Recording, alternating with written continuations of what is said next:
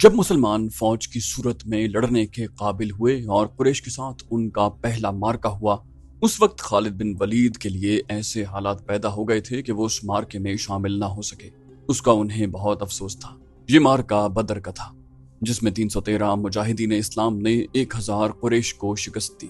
خالد بن ولید دانت پیستے رہ گئے، لیکن اس روز جب وہ اس نخلستان میں لیٹے ہوئے تھے، انہیں خیال آیا کہ 313 نے 1000 کو کس طرح سے شکست دی تھی۔ انہوں نے شکست کھا کے آنے والوں سے پوچھا تھا کہ مسلمانوں میں وہ کون سی خوبی تھی جس نے انہیں فتح یاب کیا۔ خالد بن ولید اٹھ بیٹھے اور انگلی سے ریت پر بدر کے میدان کے خد و خال بنا کر قریش اور مسلمانوں کی پوزیشنیں اور مارکے کے دوران دونوں کی چالوں کی لکیریں بنانے لگے۔ باپ نے انہیں فن حرب و ضرب کا ماہر بنا دیا تھا۔ بچپن میں انہیں گھڑ سواری سکھائی، لڑکپن میں انہیں اکھڑ اور منہ زور گھوڑوں کو قابو میں لانے کے قابل بنایا۔ نوجوانی میں وہ شہ سوار بن چکے تھے، شتر سواری میں بھی وہ ماہر تھے۔ ان کے والد ہی ان کے استاد تھے۔ انہوں نے خالد بن ولید کو نہ صرف سپاہی بلکہ سالار بنا دیا۔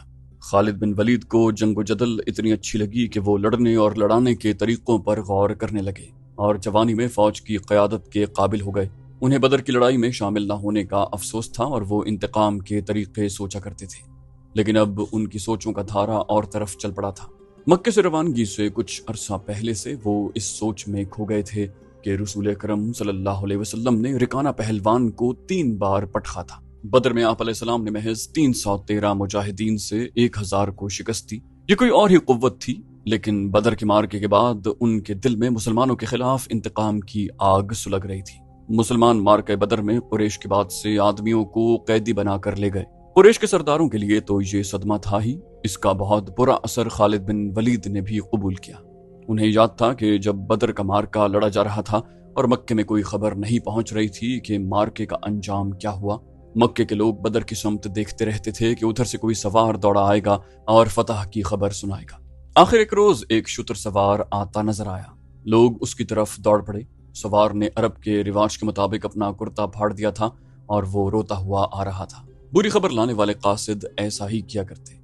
جب وہ لوگوں کے درمیان پہنچا تو اس نے روتے ہوئے بتایا کہ اہل قریش کو بہت بری شکست ہوئی ہے۔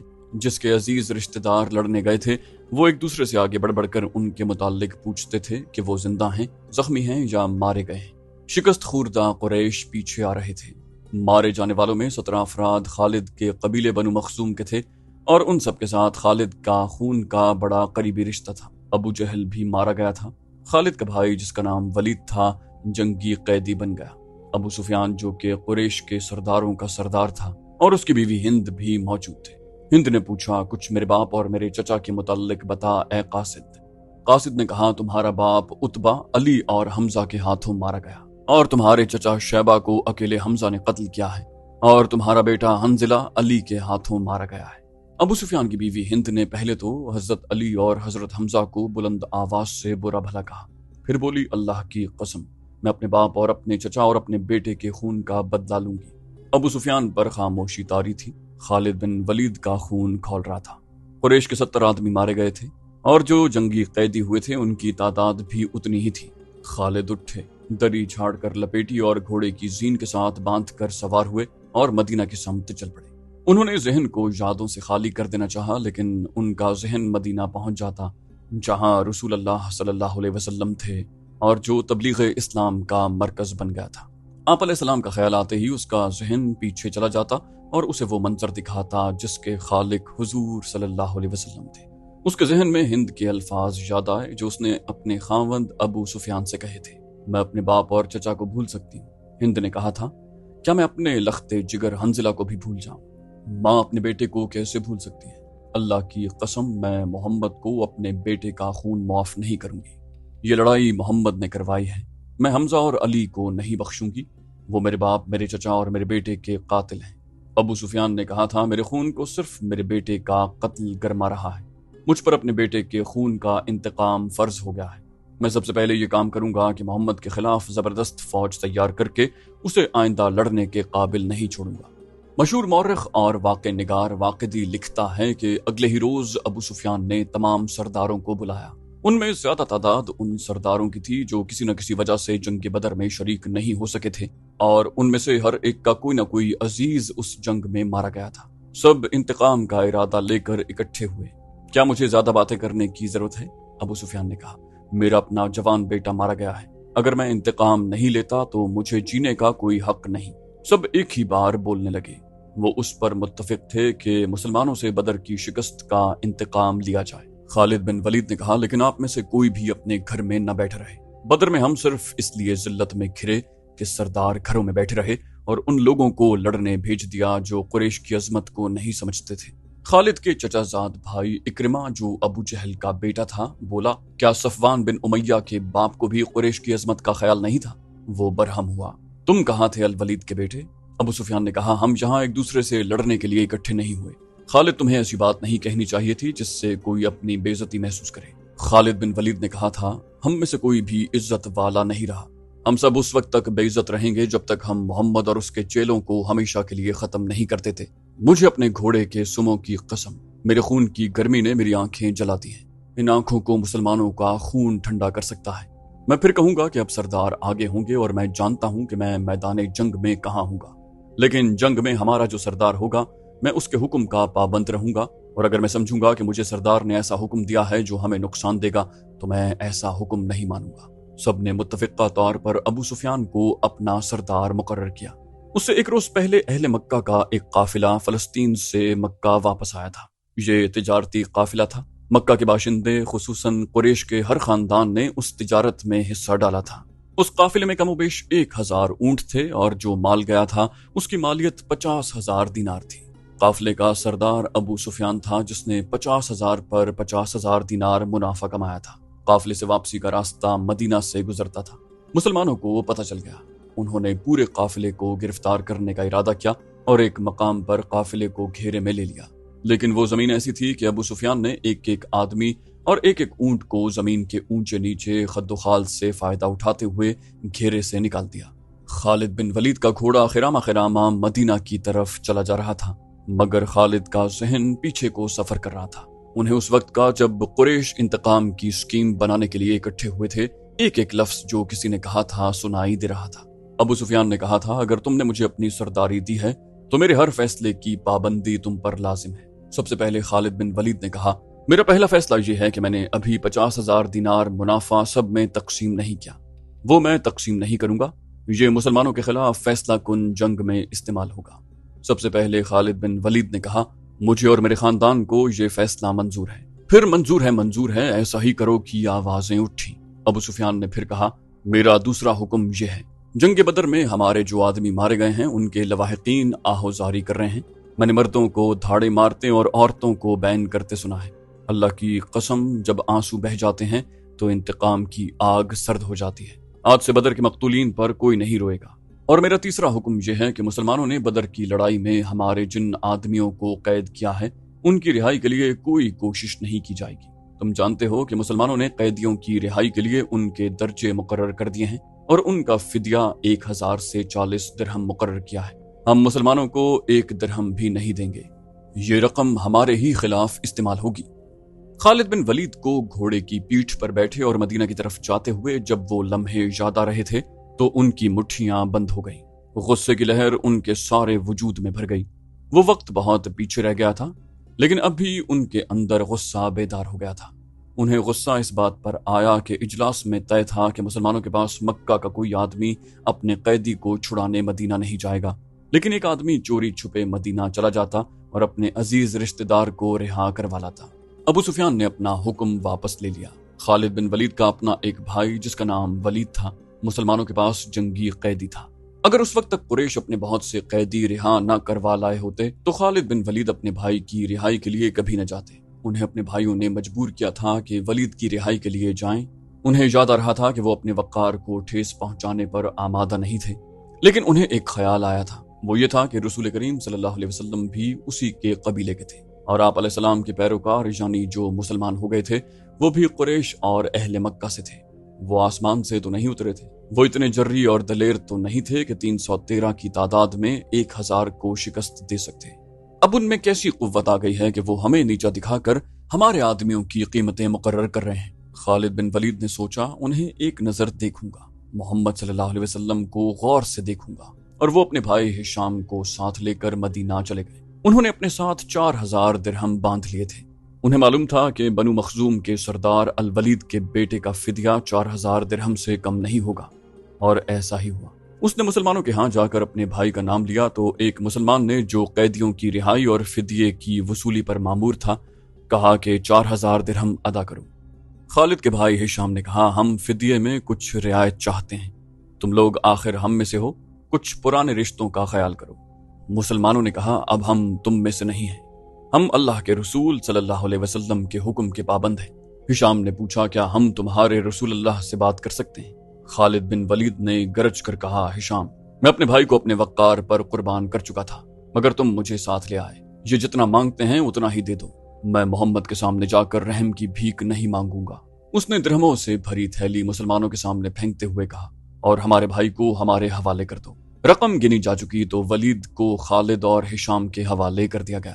تینوں بھائی اسی وقت مکہ کو روانہ ہو گئے۔ راستے میں دونوں بھائیوں نے ولید سے پوچھا کہ ان کی شکست کا باعث کیا تھا۔ انہیں توقع تھی کہ ولید، جو کہ ایک جنگجو خاندان کا جوان تھا، انہیں جنگی فہم و فراست اور حرب و ضرب کے طور طریقوں کے مطابق مسلمانوں کی جنگی چالوں کی خوبیاں اور خامیاں بتائے گا، مگر ولید کا انداز ایسا اور اس کے ہونٹوں پر مسکراہٹ ایسی تھی جیسے اس پر کوئی پراسرار اثر ہو۔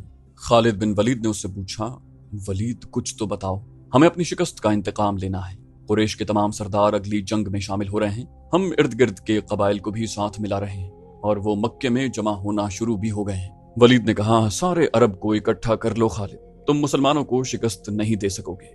میں نہیں بتا سکتا کہ محمد صلی اللہ علیہ وسلم کے ہاتھ میں کوئی جادو ہے، یا ان کا نیا عقیدہ سچا، یا کیا بات ہے کہ میں نے ان کا قیدی ہوتے ہوئے بھی انہیں ناپسند نہیں کیا۔ ہشام نے کہا، پھر تم اپنے قبیلے کے غدار ہو، غدار ہو یا تم پر ان کا کوئی جادو اثر کر گیا ہے۔ وہ یہودی پیشوا ٹھیک کہتا تھا کہ محمد کے پاس کوئی نیا عقیدہ ہے اور نیا مذہب نہیں، اس کے ہاتھ میں کوئی جادو آ گیا ہے۔